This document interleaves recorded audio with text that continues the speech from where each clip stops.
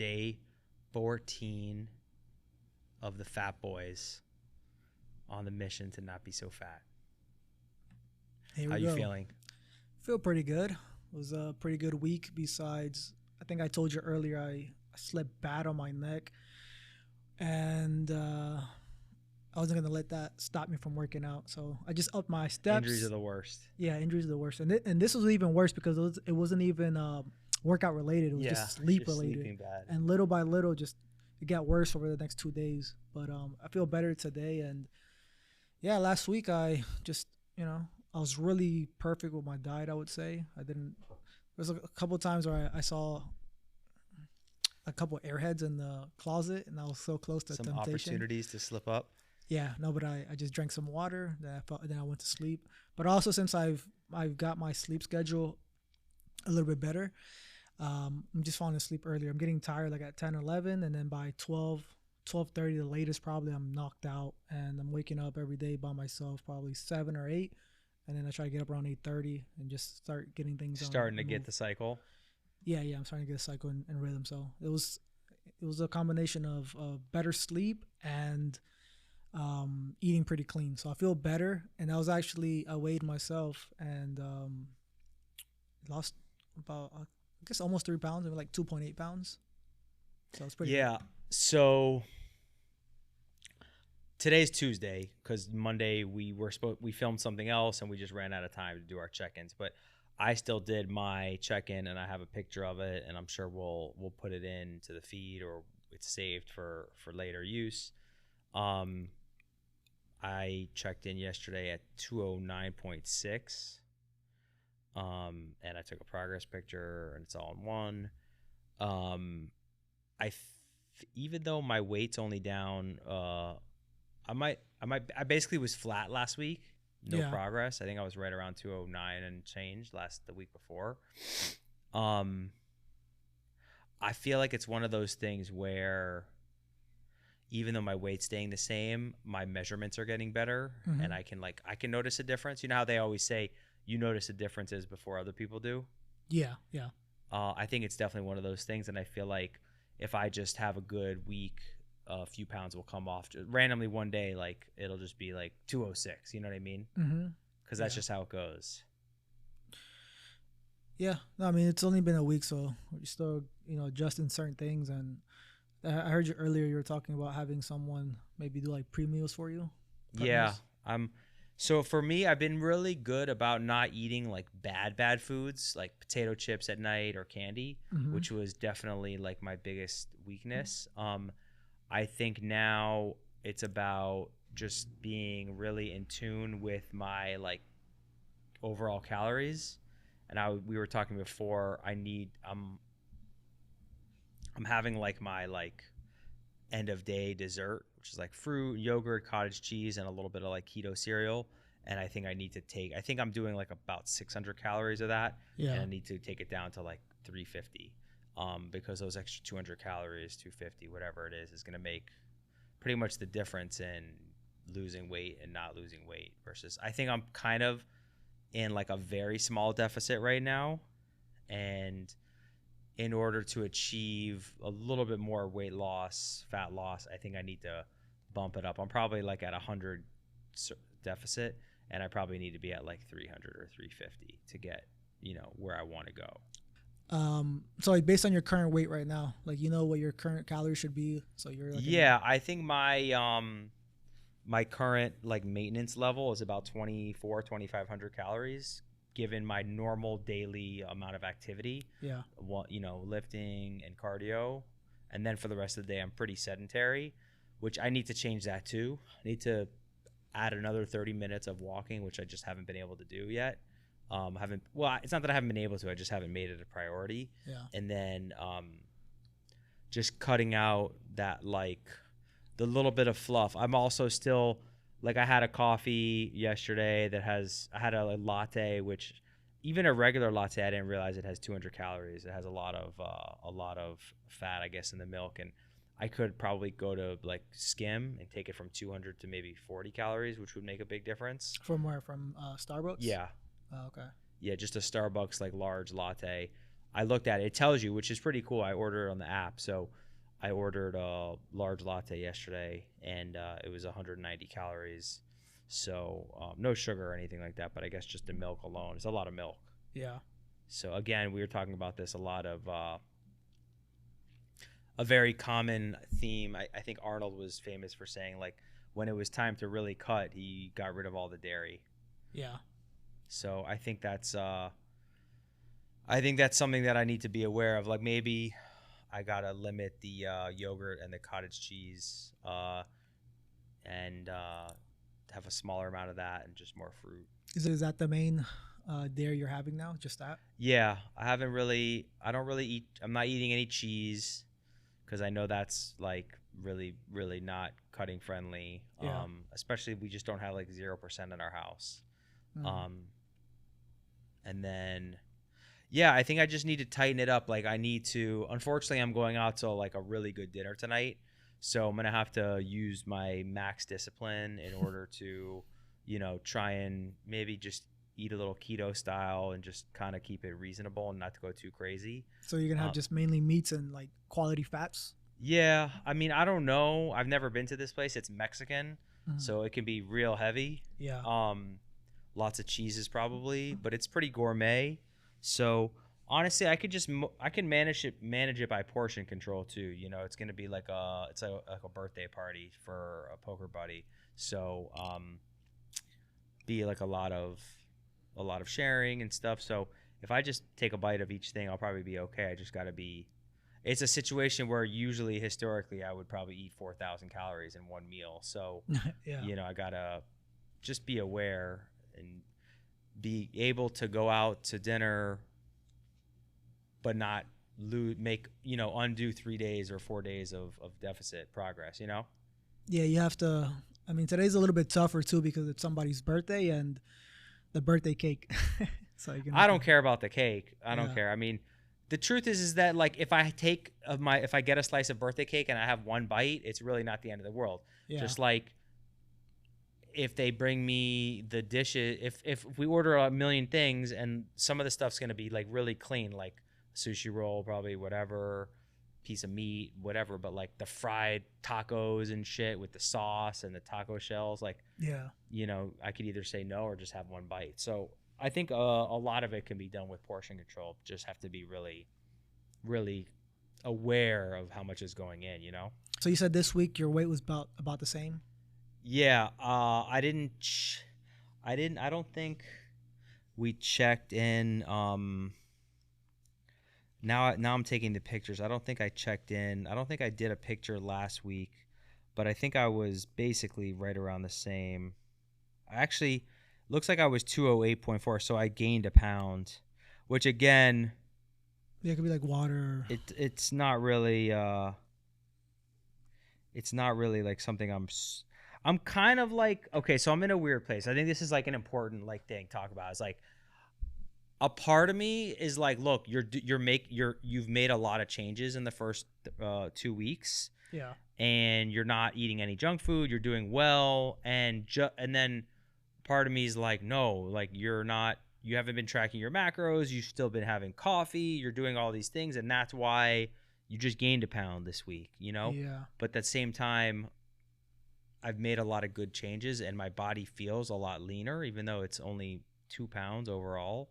I'm going in the right direction, but I'm definitely at a point where I'm like kind of struggling between saying don't overthink it, just keep following what you've been doing. You've made a lot of changes versus like, no, we really need to step it up and like get more extreme, so to speak. Yeah, I think it was like last year for a couple months I had like I think I told you I had this online trainer, and what the message he relayed to me was basically, the first week or two, even maybe up to first 3 weeks, you're kind of just like dialing in your protocols, you're checking what you have to do. So don't stress it out so much the first 2 weeks because it's all about in the beginning just being creating consistent habits. Yeah. And then after that, after like second or third week, then you could probably say, okay, now at this point, I've had about 2 weeks to go through everything. I know exactly what I need to dial in. I know exactly, I have to by that time you should know, like, depending on 1 or 2 weeks, depending how your weight is, if you need to like increase your step count or maybe adjust your calories a little bit. So when I did it with him, we were the first 2 weeks was like that because he was trying to see like how much steps would affect my weight. So then kind of getting like your frame of reference for everything basically, and kind of figuring out what your baselines are. Exactly, yeah. And then just to see how I respond to certain exercises or workouts. And so I think we started off with like 8 to 10,000 steps per week. And then by the month 3, when I had a decent amount of progress, my step count was around like 15 to 18,000. Yeah, I'm glad you brought that up because I'm not discouraged at all. I still have a high degree of certainty that I'm gonna make like a ton of progress. Yeah. But I still want to like reach for that goal. So actually we didn't really I think we had talked about like setting specific numbers, like hardcore specific numbers for us. Mm-hmm. And then adding in like penalties or something, right? I texted you and I said, like, for me, my ideal weight after all this, where I don't feel too scrawny, would be around 144. And from that weight, I would like to build some muscle. So I'm in my mind, I want to cut down to 144, and then from there start building up. And I asked you to do the same, and I can't remember the exact weight you gave me. I was saying 190, but I'm gonna make it like still aggressive, but not like. I want to make it a little bit more achievable. So I started at 212. So I'm going to do 20 pounds. Okay. It's a round number. So my goal is going to be 192 for this 100 days. So yeah. And if, we might have to, it's funny because at the end, like we're going to, if you don't hit 144, you owe me 1,000. And if I don't hit 192, I owe you 1,000, right? Yeah. So best case, we just break even if we both hit the goal. Yeah. So we might have to do, the last day or two, if we're getting close, we might have to do like, which is actually kind of cool, like aggressive. Like I'm not gonna take any diuretics or anything like that, but be very careful with like water retention. And I think like the last 2 weeks, you'll know. You're like, okay, if it's gonna be achievable, I'm gonna have to like if I'm at 195 2 weeks before, yeah, it's definitely gonna be achievable, but it's not gonna be easy. Yeah, you'll definitely have to dial in more. You maybe skip out on a dinner or so for a week or two, and up the step count. Yeah, the step count is huge for sure. Stepping is getting those steps in is massive, but I feel like. First of all, definitely not get discouraged, and to realize that like in the first 2 weeks, you're making like the fact that I haven't had like any potato chips at all for 2 weeks is great. Like those were my biggest leaks. Like that's a huge win. I'm getting rid of like the easy, like the low hanging fruit. I'm getting rid of the big problems. Mm-hmm. And then I'm going to start dialing in and really trimming the fat, so to speak, and of the diet and getting and tightening it up, Yeah. Same thing with me. The first week was, the first 3 days I was still struggling with that. When on the last episode I said that I had maybe I think it was like 3 or 4 chocolates. It was like, oh, this is my last Reese's for the next 3 months. Let me just eat it now. This is my last Hershey's for the next 3 months. So I've jumped out of that phase. And this week was pretty solid. Like I said, there was a moment where I saw an Airheads, and that's kind of one of my weaknesses too, is the Airheads and the Sour Patches. Thankfully, right now there's no Sour Patches. But yeah, so I was able to avoid that. And are you still having cravings at all? We're on like the second week now, right? So yeah, this is day 14 today, basically. Yeah. So right now I'm still having a little bit of cravings, not so much compared to like the first 3 days. I think a big factor for me is drinking water. So that's helped me as a lot as like being anxious with foods. I'm not as hungry, or when I do feel a little bit of hunger, now I'm kind of just going to drink water. In the past, I would just let me see what I can snack on, let me see what I can go to the kitchen. But now I'm just having water, and the electrolytes. I've been drinking one as soon as I wake up, Yeah, that's good. and then I I've always tended to, like, with my dinners, which is kind of a bad habit, is even if it's diet, have like sodas. So I'm just used to having like something besides water with dinner. So I started having like another patch of the electrolytes. Gives me a little bit of flavor, and it's obviously not anywhere as bad as a soda. And oh, there's something else I was gonna ask you, but I forgot.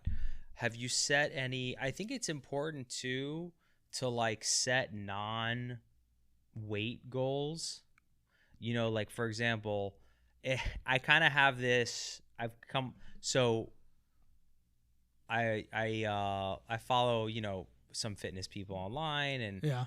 I just started kind of after I started actually wearing the Gymshark stuff because I've usually just been wearing Lulu, but I've been kind of wanting to try out Gymshark and see, you know, what all the hype is about. And some of the stuff I like, whatever, but I was watching a video this morning about their recent event, and I was like, you know, I have this goal now. I'm like, I want to be a Gymshark sponsored athlete, Yeah. but I want to like do it. Obviously, like I don't need the money. Like I'm not actually, you know, aspiring to be a professional bodybuilder or like a professional influencer in that sense. Mm-hmm. But like setting a goal that's not like related to weight, and like I see myself as like I the vision that I had when I was like thinking about this was like I want to like create a new genre of like fitness influencers, Mm-hmm. and it's like the old man dad influencer Yeah. Yeah. who's just being like the natural, like an older natural just regular dude who keeps it real but can still has a life, a family, kids, you know, owns his own business, lawyer in my case. Kind of like a vision for Yeah. where I want my fitness journey to go, like within the bigger picture, not just like, oh, I want to get in really good shape. It's like, Yeah. I want to like, and maybe I'm delusional, but maybe I'm not. You know what I mean? Maybe I'm like, I can inspire people. You know, I've had 3 back surgeries. I was like a lifetime fat kid, Yeah. always out of shape. And if I can get into like really, really ridiculously good shape, and we're documenting the kind of the at least the first 100 days of it, Mm-hmm. I feel like that's a really cool separate goal to have besides just like a number on a scale. In the past, when I've started like a new transformation, I would upload a lot of videos onto like my social media, and I actually did read something somewhere where people who tend to post a lot more like their workouts, what they're doing as far as like fitness goes, are more consistent in the gym. So you know, since we're like recording everything, we're also holding each other accountable for certain goals, and obviously we check in weekly. We want to make sure we're on the same path. I think it'll help us for sure, like reach our goals, and also I think, yeah, I mean, I understand what you're saying. It's like a different path, but I don't know. Maybe when I start getting in better shape, I'll probably start posting more. Like right now, I'm just, you know, I'm getting back into the gym. I mean, actually, it's funny. I'm not actually posting anything right now. Yeah, no, I know. Yeah. And I'm doing that kind of specifically because I feel like when I've posted stuff in the past, it kind of like, it feels good to post it. Like, Yeah. oh, I'm on a new journey. Who wants to like go on a weight loss transformation with me or whatever? Yeah.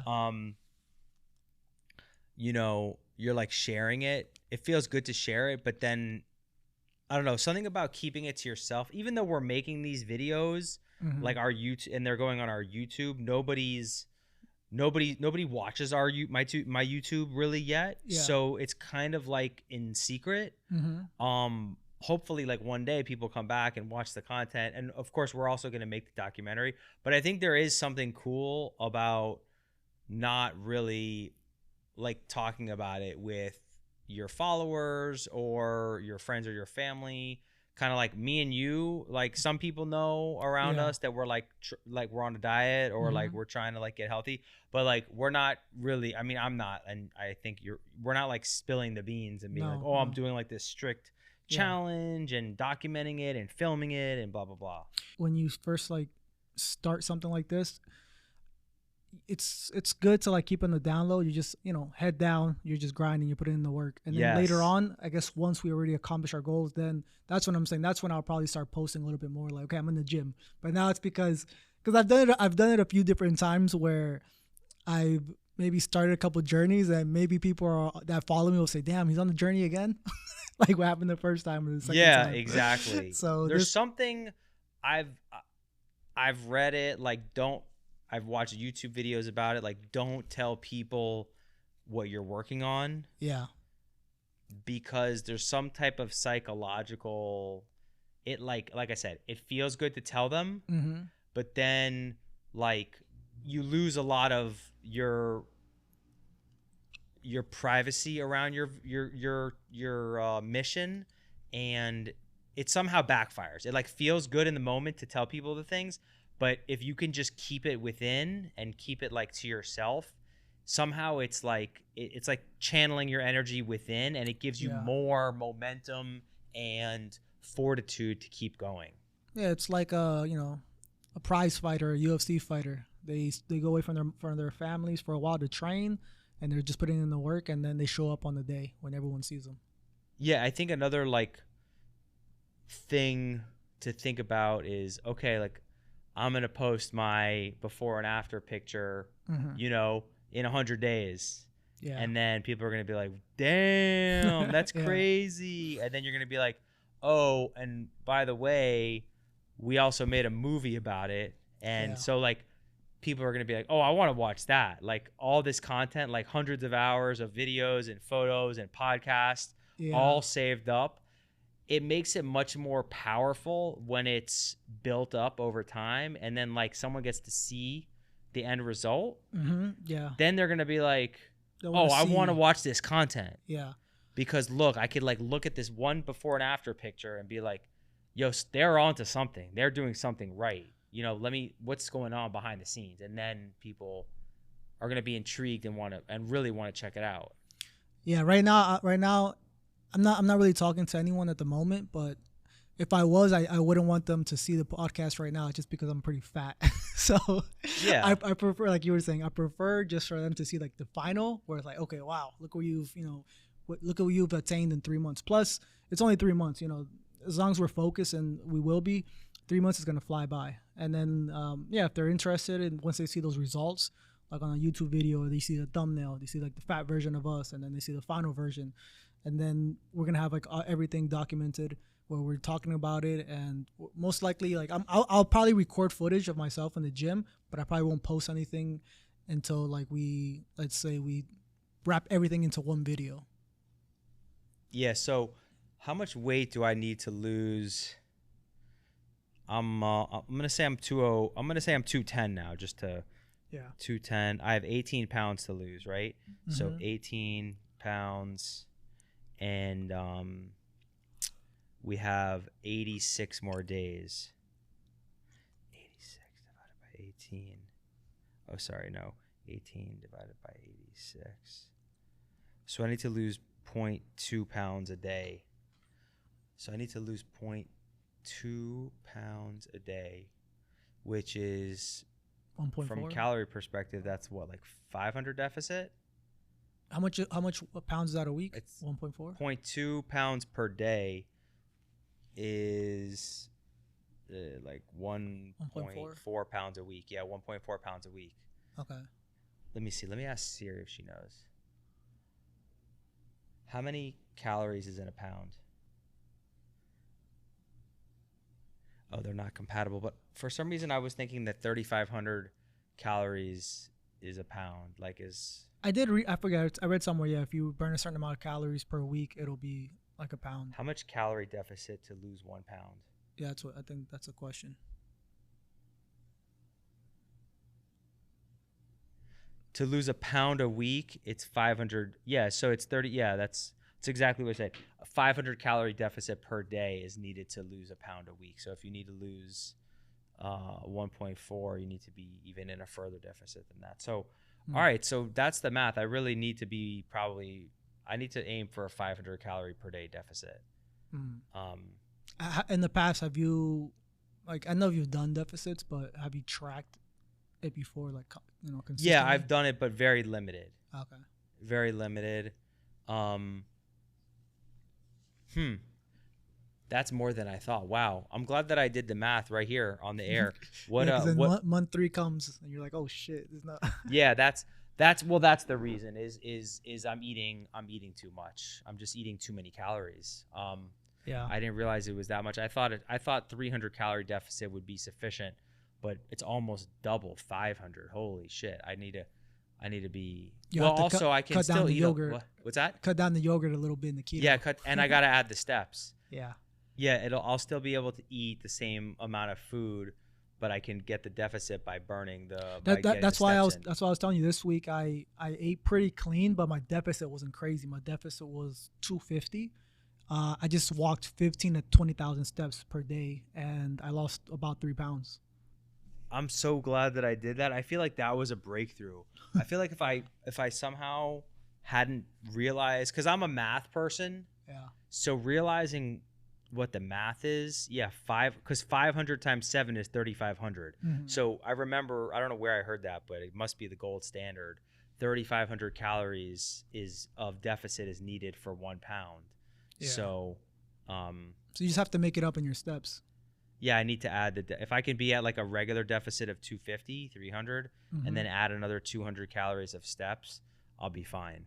Yeah, I'm going to be a little bit hungrier than I thought. You'll definitely attain that with the steps.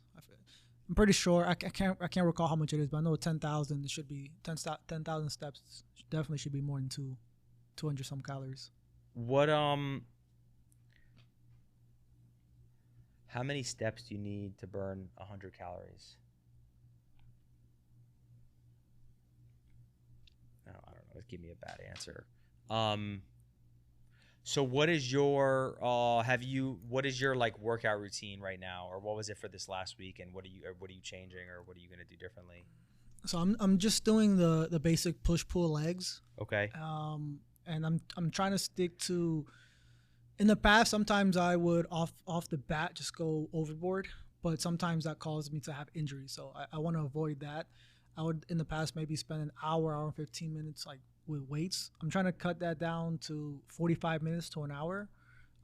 It's not that much of a difference, but an extra 20 minutes, 30 minutes. Yeah, I try and keep my weights to 1 hour. Yeah, so I'm trying to keep around 45 minutes to an hour, and I know just push pull legs, and every single week I'm trying to increase either my reps or my weight, even if it's 2.5 pounds or 5 pounds, just gradually increasing. How many weight. days a week are you lifting, or did you lift this week?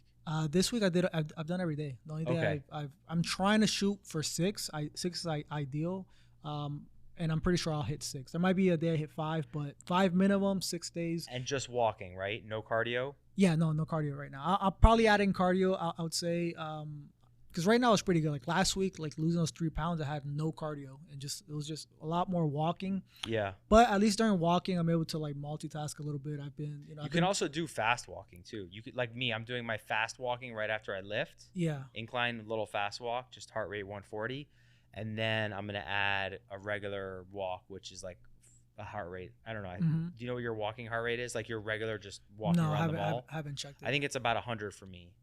So okay. it's a lot more chill, obviously, than doing the incline faster walk. Yeah.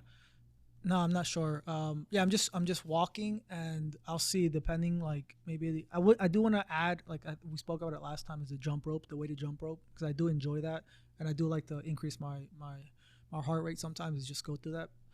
But for now, I'm just gonna just do the walking, and since we started the podcast, and especially in the last 2 weeks, I've been consuming a lot of video and content on how to grow this account and Instagram in general. So I might as well walk while I'm watching these videos instead of just like or listening to a book. Yeah. Walking is great in the sense that it lets you do something else. You can do 2 productive things at the same time. Yeah. I've just been probably watching like I would say minimum at least an hour a day to like 4 hours probably of just like stuff. Either it's like from content influencers, or looking at like analytics or strategies we can apply to like the YouTube or the Instagram, or like in the moment just looking for like editors. So most of that stuff I'm able to. I don't have to be like stationed at a desk. I can either do it on my phone, unless I'm like editing something, like when I was editing the banner for YouTube. Yeah. But besides that, Yeah, like the really heavy stuff, yeah, you need to be, in Mhm. front of a laptop, focused, sitting. yeah. But for like phone calls, reviewing things, managing other people, just kind of big picture stuff, walking is great for that. Yeah, and I usually like to walk around. Like I have that big circle right in front Yeah. of my apartment, so I usually like to walk that in the afternoons. Maybe like today, I might do it. I mean, I already have my step count for today. I walked the like 2 hours before we met today. So the only thing I have to work on is my workout. But probably after that, depending on the time and stuff, I might just walk outside a little bit. So I think it's important too, at least for me, like to walk out in nature.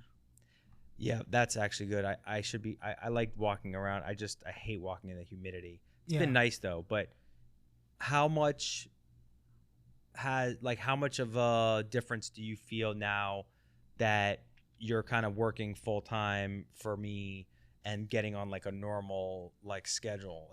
How big of a difference is that feeling for you? I mean, it's been a while. It's probably been what? I don't even know, like 4 or 5 years since I've had something like organized.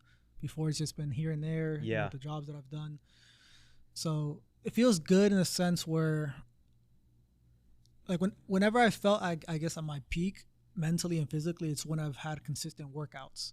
And this schedule allows me. I know, based on your schedule, you're in the gym between like 8 and 10. So Yeah. if I follow, somewhat, close to that, even if it changes a little bit on the weekend, because mainly we do stuff in the weekdays, that just having that has helped with increasing my sleep. Do you feel like, okay, so this is a really important topic that kind of isn't necessarily, I mean, it is, it's all relevant, but so you're 35, right? 36. So you're 36. A lot of guys out there are, similar age, not yet married, no kids, and they, either have a job or they have their own little business that they do, and they can kind of do like what you were talking about, 4 or 5 years now. Mm-hmm. You've basically been able to like, oh, I just want to stay up till 5 a.m. today, and I'll just sleep in until tomorrow. So now you kind of overnight have gone, like, you kind of have to be on my schedule now because I told you guys before, Dave works for me now full time, so he has a lot of flexibility, but he has to basically be the nature of the way that I work and the way that all the stuff that we have going on. He pretty much has to be on my schedule, right? So, Mm-hmm. I can't wake up at 8 and be messaging him, hey, what's going on with this and that and blah, blah, blah. And he can just respond 3 hours later. So it doesn't work anymore. So Yeah. I guess the question is like, how does that feel? Obviously, it's a big compromise on some levels, but Mhm. at the same time, giving up that freedom, and now you have like a pretty legitimate constraint on your on what you can do and when you can do it. Yeah. Do you are you liking it? Like, is your body and your mind like, okay, we really actually, yes, we can't just go out and stay up all night going down a Yeah. rabbit hole or trading meme coins or Mhm. talking to random girls. Yeah. Walk me through like how that process has been for you, because I feel like a lot of people hesitate to maybe take an opportunity because they don't want to give up their freedom, but there's Yeah. pros and cons to that. It's not just downside. Yeah. So I would say about 4 or 5 years ago, I mean, I've always been a pretty hard worker. Back then, before I ran into you guys, I was working like 2 jobs. I was working as a software developer during the week, so it was a basic 9 to 5. But it was really like a 7 to 7 because I live kind of far. So like driving and all Mhm. that stuff, it felt like a 7 to 7. And on the weekends, I was working another like front desk assistant manager job at a luxury building. Yeah. And those shifts were long. Those shifts were 7 a.m. to 11 p.m. So I was putting in, and that was a Saturday, and I would do the same thing Sunday. So in 2 days there, I was working. You were working 70 hours a week. Yeah, exactly. Yeah. I was working a 40 plus a 2 on the weekends. It's Yeah. 32. So I was working 72 hours a week, and I did that for about 3 or 4 years. I mainly did that so I can because I knew at that point, like I was in a relationship with my ex, and I was thinking about like family and buying a house, and I was like, let me just put in the work and Yeah. um, Save up. save up. And that front desk job, even though it was pretty um, like the hours were long, it was pretty easy. I just had to like sit there, and didn't require much thinking. Yeah. And also like I was able to, at the same time I was freelancing like on websites, so I was able to like do that at the same time. So it was perfect in that situation, and I did that for a good 3 years probably. And I was saving money for that situation. Then And you weren't spending much money during that time, right? oh no, I wasn't going out at all. You were living at home. Yeah, I was with my ex, and Okay. we weren't like spending money like crazy Yeah. or anything. And plus, I think she, I think she had like gone through like surgery or something. She was Yeah. like the transfer. And the more you work, fat the or- less you spend because you don't have time to be spending. You're just working all the Yeah, time. no, I was tired. Yeah. I'm working like 72 hours a week for a couple years, a few years. But at the end of that, like once her and I split up, I started reading more on like financial literacy. I think the first book I really read that was given to me by someone was Rich Dad Poor Dad, and Yeah. then it just led me to read a lot more books on finances. And when I separated with my ex, I remember the first kind of thought was, oh, let me just go to get a really nice apartment in South Beach. Let me get a brand new car Yeah. and just kind of like throw all my money away. But then that book, honestly, like it really helped me like change my mindset. I was like, wait, hold on.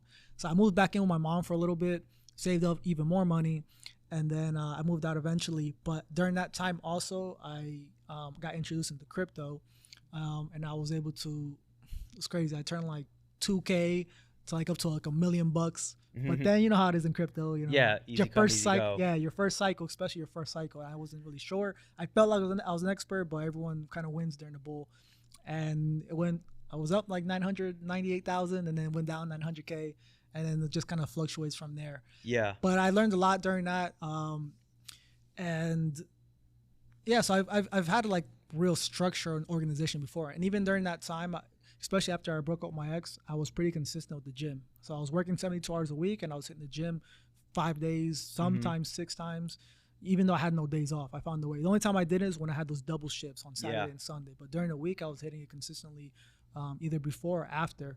So I'm used to like being on that schedule. After that, I guess it was like the complete opposite. Then I started working with you on some other projects, and then I had like the flexibility of just way too much time. So I Yeah, enjoyed you were it. kind of like a freelancer. Yeah, You were basically like a freelancer in a couple different industries for like 5 years. yeah, And no one had, like, you didn't have any hard, you had like, oh, I know this day I have to be here. I know this time I have to be here. But Yeah. like, if people reached out to you and you didn't respond for 5 hours, that wasn't going to like, you weren't going to lose any of your relationships. It was just like, oh, I was, you didn't have to explain anything. You were just freelancer.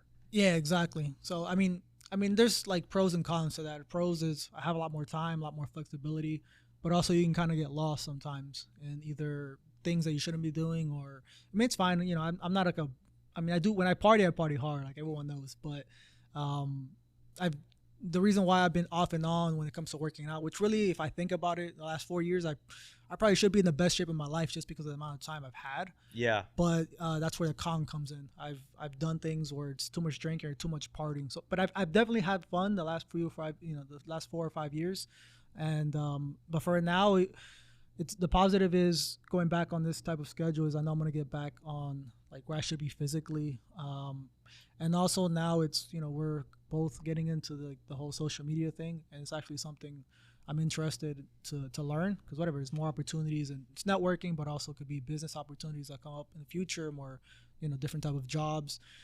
So right now it's kind of like the beginning of the grind when I first started with you in 2021, where I kind of created like certain systems for things to play out. Yeah. I hired certain people, so I feel like I'm in that stage again, where right now I'm just figuring out like the way things should be, so it's productive and efficient, hiring the right people, putting everything in play, which allows me to work more effectively for you, and also for myself and the things that we could probably create in the future. So I feel that's definitely a positive. The first week it felt a little bit weird, but now second week I'm kind of like back in the flow, and mainly it's because of my sleep is back to normal, and I'm working out, I'm eating cleaner, and yeah, it's I feel pretty good.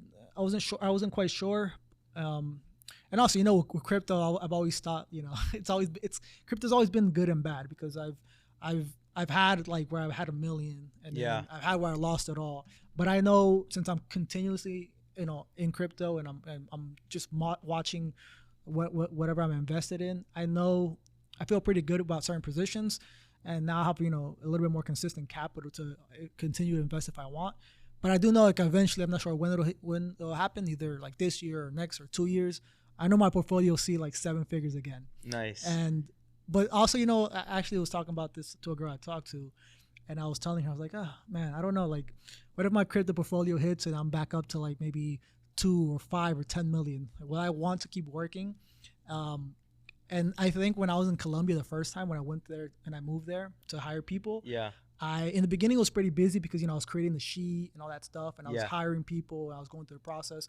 But after that, you guys were paying me like salary, so it wasn't really about the amount of hours. It was just make sure everyone is doing their Oh, job. that's right. There was a point where you kind of were on salary. Yeah. So then there was like, I was basically just monitoring the employees, but I Yeah. had so much free time, and the money I was getting paid goes 4 or 5 times more in Yeah, because Colombia. in Colombia everything's So, so cheap. Yeah. my portfolio is up to like $1 million.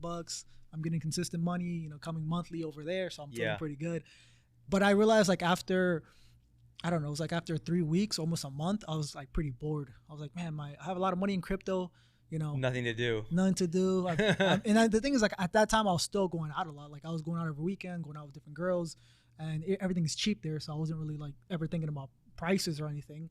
And so my mind, like, financially, I'm good. I have a lot of time. But then I realized after a month, I had too much time, and just like, what if this continues? What if my portfolio increases like 10 or 15 million? Like, what am I gonna do? Just travel? It's actually, I think it's funny, because the last thing I watched before we came on set today was a Modern Wisdom Chris Williams video about the hardest, like the biggest change that basically everybody goes through that becomes like ultra successful is when you change from like a worker. I forget the words that he was using, but like you change from like somebody who's like trading their time for money, like someone who just has to put in 50-60 hours a week of just actual like manual labor. Like that's how everybody starts. Like you have to start there, whether you're a server in a restaurant or like an employee. You go from trading your time for money, and after like you make a certain amount of money or you get a certain amount of promotions, like now your job basically changes to how many good decisions can you make in a day, right? How many good ideas can you come up with? How well can you manage people? How well can you speak to those around you? How well, it does. You don't have to like actually do any work anymore. It's like you don't have to sit in front of a computer and type things or move stuff around or whatever. You might have to do a few hours of that kind of stuff a week, but for the most part, everything that you do is now analyzing, decision making, and I've been kind of in that position now for a few years.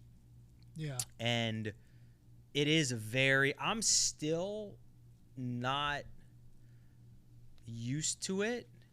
I'm perfectly okay with it, but I'm not excelling. Like I know that I'm not excelling in the sense that like hiring you, I think, was a big step in the right direction because it's allowing me to get a lot more accomplished. It's like leverage on my time because we're making a lot more content. You're helping me with a lot of the stuff that I need help with. It's kind of pushing me more into that avenue of like, your job isn't like my job, whatever, isn't to do things anymore. It's to think of things and decide what's next. What I did in the past was hire the people, make sure everything's working, properly. Yeah. And same protocols. thing. So same thing with this now. Like the first, actually kind of like it relates to the workout journey. In the first couple of weeks or the first few months, we're kind of just dialing in, making sure our habits are correct. And that applies to also all this content we're creating because we're both new to this. I have a little bit more experience because I used to be a photographer and I used to have a photography account, which like I naturally grew to like 20,000 like followers. even though it's a little bit easier because I'm shooting hot girls. So, Yeah. but I was, back then the strategies for posting and gaining audience was a little bit different than it is now. So like that's why I'm just consuming as much as I can online. But I know for the most part, even as much as I consume, the first basic step is just this: is putting content out there, because it has to be out there for us to like analyze numbers and to see how which reels do better, which type of editing or what type of content works better for compared to something else. Or like what I've done a lot the last 2 weeks is kind of, because there's like guidelines I've looked online as far as posting what times. There's certain things that certain sites say compared to others, so it's not 100% concrete.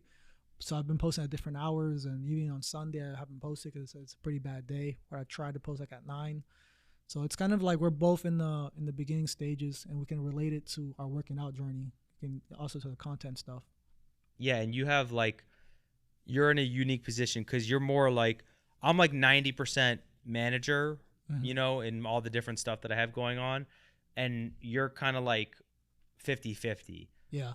Because you have, like half the time basically you're managing people, like the editors, and whoever else is working underneath you, and then half the time you're being managed by me. Yeah. So like you're executing stuff for me. So I don't know, maybe that's like difficult, but maybe it's also nice to like have a decent split where you're not exclusively one thing or the other. You still have a lot of time, like where I'm like, I need you to just go do 2 hours to do this, or we're just driving around and you're just driving me around, and we're just spending time together, and you don't have to actually do anything except just sit in the car and talk to me and drive, Also, I think the biggest difference also when you kind of ask me that question is, how do I feel this time? Yeah. The biggest difference, and compared to the things I've done in the past, compared to my previous jobs, like the last one when I was a software developer, I enjoyed it in the beginning when I was first like building sites for people. But then when I eventually moved into a position where I'm working for a company, and I didn't really care what we were, what the company was about, I was just coding to code. I like lost passion for it, and whatever, it just became a job instead of something I was interested in. But like with this, it's kind of, even though it's work, it's kind of like fun, because obviously like having conversation is cool. Podcast is something I'm interested in. I watch a lot of podcasts. I consume a lot of content. Right. So I'm kind of like studying things I'm already interested in. Yeah. It's kind of like an athlete where, some of the athletes say it like, I heard LeBron James or many other people say, we're getting paid millions to do something we love. We're pretty blessed, and sometimes we don't, we lose like sight of the grand picture. But that's how I kind of feel, especially if we can, grow this, and eventually it could lead to, other opportunities and businesses that we can probably create once we are a little bit more familiar with this, the social media. You know what I think is also makes it rewarding is that we're like a tiny, it's basically just me and you, and we have a few vendors that we work with. But when you're part of a small team, you get to see, you're not as efficient because, everyone has just 5 different jobs. Yeah. But you get to see like from like the idea to the filming, to the editing, to the posting, to the comment section, like you get to see everything. Right. So it really makes the experience more rewarding when you're like, oh, this, like, you go all the way to the very last, which is like a comment in the section at the very end, right? A guy's like, you guys should do X. And we go full circle, and we're like, in our next brainstorming meeting, we're like, one of our guys said we should think about doing X. And we're like, that's a really good idea. And then we can like implement it and make the content and talk to the editors, and kind of like the life cycle of the product goes full circle, and you get to really see everything. Yeah, I think one of the best things I've seen about, because there's a lot of positive and negatives on social media, but whenever I see bigger accounts or even people who are growing and they're just getting like the first 1,000 or 10,000 subscribers, is like community. If you're able to build a community, that's probably one of the most rewarding things, because people are interested in you and what you're providing. So it shows like you're providing some type of value. So when you're, like these times where I'm watching a lot of videos or we're coming up with ideas, we know at the end of the day it's like something important to us, and eventually it can be rewarded through the eyes of other people.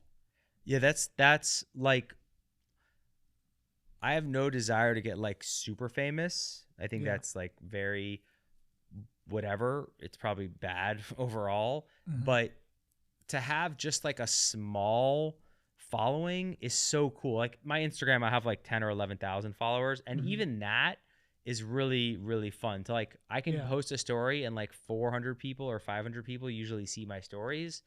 That's really powerful. Not from like an ego perspective, but just more like as a human, you know, I feel like there's a strong built-in desire to connect with people. Yeah. And being able to just pull out your phone and be like, hey guys, like this is something I've been thinking about, blah, blah, blah. And then get 10 people messaging you and saying, hey, I've been struggling with the same thing, or, you know, I just overcame this and this is how I did it. That is like unbelievably powerful from like a human perspective. And I think that is my main motivation for making content and creating the YouTube channel, is just connecting with people and being like, you know how like you found something really cool and you just can't wait to share it with your friend who's like, oh, I know Brent's gonna love this. I just found this new, you know, phone case that like charges my phone, you know, like little just weird whatever you're into, like, and you know that like someone else is gonna really love it too. Or I just got this new Gymshark shirt and it's like perfect because the sleeves are long and the material's soft, and I've been looking for a shirt like this and I knew you would love it too. You know, like how doesn't that get you excited when something like that happens? Yeah, it's like a group of friends, you know, your community. You want to share something cool that you find out with your friends that you know because it's like it costs you, I mean, it could cost you something, but like it costs you nothing. Yeah. Like if I'm sending you like this new piece of tech that's really sick, you know, it costs me nothing and it's going to help you. Like it's a win-win, you know? Yeah, you're helping someone out and it's just like that cool factor. You're just sharing, and you know, your community is basically they're into your whatever interest you're doing, especially like in this situation where your channel now is kind of a mix of everything. We're still kind of like finding what the most content we're going to be posting, which could be like poker stuff later, or we'll see what the mix is. But once we find like our audience, obviously that's what we're going to tend more to, like that type of content. For sure. And it's actually that really applies to the fitness stuff, because when you like, if you can make content and help people get in shape, that's like probably the best thing ever, because you're like really helping save their lives if they're out of shape and they're unhealthy, you know? Yeah, think of there was a video I saw maybe like 6 years ago when I Googled transformation videos in 30 days, and something came out was like actually it was 3 months. It was 90 days. But even until now, that video still exists and has billions of views. So that one video, that one transformation journey that person tracked is still having like a large impact a decade later. And it was just a regular guy recording with his like old Nokia phone. Yeah. I mean, I can't wait to make our documentary when we're done and we have the final thing, and then we can go back and put all the footage together. It's going to be sick. We definitely want to make some in the gym content too, just because it'll be really good, important, like B-roll and stuff for the documentary. Yeah, I'm going to actually, I recorded the other day when I was at the gym near my mom's, just me doing some pull-ups. I always tend to record my pull-ups. I'm big into calisthenics. Nice. So nice. I want to see the progress between now. I could probably do like 10 to 12 pull-ups or like 25, like holding 25 pounds between my legs. So maybe in 3 months, maybe I'm holding like a 50-pounder. I'm just honestly, like, as we wrap up, I'm really happy that I randomly just like had the realization that I pretty much, in order to get to my goals, I need to basically be at like 500 calorie deficit a day, which is it's big. Aggressive, but you know, it is what it is. So I feel like that was a legit breakthrough. So I'm happy that I kind of came to that realization. So during the week, maybe that extra 10K steps would have made that +1 to be a -1. Yeah, I mean, the coffee, a large latte, and a half an hour walk. That's like, you know, that's the difference between maintaining and having a nice solid deficit. It's crazy. It's like little things. So I can't just be like, I'm gonna need to just be a little bit more strict if I want to get, because it's pretty aggressive what we're both trying to do. So you know, not to go overboard, but kind of keep it going. So I got the picture for this week, and I'm sure we'll get it into the video somewhere or whatever later. So until next week, let's see how much my realization can help me. And that's it. All right.